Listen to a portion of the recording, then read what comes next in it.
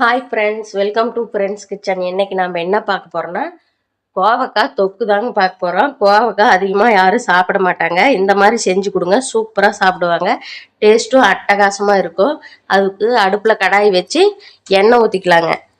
எண்ணெயை ஊற்றி கோவக்காயை போட்டு பொரிச்சு எடுத்துக்கலாங்க. நான் ஒரு 1/4 கிலோ போட்டிருக்கிறேங்க. நல்லா கலந்து விட்டுறலாங்க. இன்னொரு 2 நிமிஷம் இருக்கட்டுங்க. அதுக்குள்ள நாம போய் இந்த தொக்குக்கு தேங்காய் அரை மூடி அரைச்சிட்டு வந்துடலாங்க. சோம்பு ஒரு 1/2 ஸ்பூன் சேர்த்துக்கலாங்க. பாருங்க, நல்லா பொரிஞ்சு வந்துருச்சு. இப்ப எடுத்துடலாங்க. இப்ப தொக்கு தாளிச்சு விட்டுறலாங்க. அதுக்கு மண் சட்டியை அடுப்புல வச்சு கடலை எண்ணெய் சேர்த்திக்கலாங்க. சோம்பு 1/4 ஸ்பூன் சேர்த்திக்கலாங்க. பெரிய வெங்காயம் 1 சேர்த்திக்கலாங்க. இதை நல்லா வதக்கி விட்டுறலாங்க. பாருங்க, வெங்காயம் இந்த அளவுக்கு நல்லா வதங்கி வந்துருச்சு.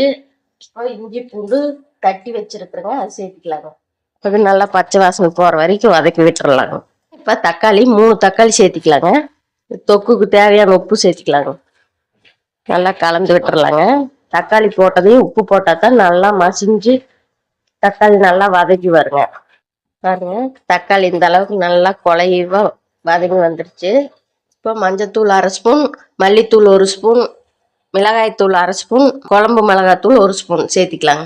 கலந்து விட்டுறலாங்க. இது பச்சை வாசனை போற வரைக்கும் நல்லா கலந்து விட்டுறலாங்க. இப்போ எண்ணெயில பொரிச்ச கோவக்காய் சேர்த்திக்கலாங்க. இது நல்லா கலந்து விட்டுறலாங்க.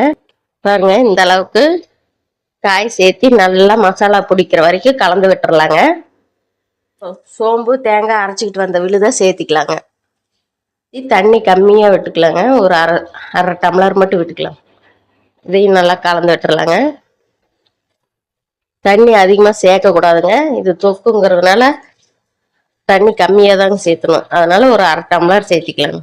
இது ஒரு 10 நிமிஷம் அப்படியே வெந்து வரட்டுங்க. அவ்வளோதாங்க, தொக்கு ரெடி ஆயிடுச்சு. பாருங்க, கோவக்காய் பிள்ளைங்கெல்லாம் சாப்பிட மாட்டாங்க. அதனால நம்ம இப்படி செஞ்சு கொடுத்தோம்னா சூப்பராக சாப்பிடுவாங்க. டேஸ்ட்டும் சூப்பராக இருக்கும். நீங்களும் ட்ரை பண்ணிட்டு எப்படி இருக்குன்னு கமெண்ட்ஸில் சொல்லுங்க. இந்த வீடியோ பிடிச்சிருந்தா லைக் பண்ணுங்க, ஷேர் பண்ணுங்க, சப்ஸ்கிரைப் பண்ணுங்க. பாருங்க, இந்த தொக்கு செஞ்சு சூடாக சாதம், இட்லி, தோசை எல்லாத்துக்குமே காம்பினேஷன் சூப்பராக இருக்குங்க.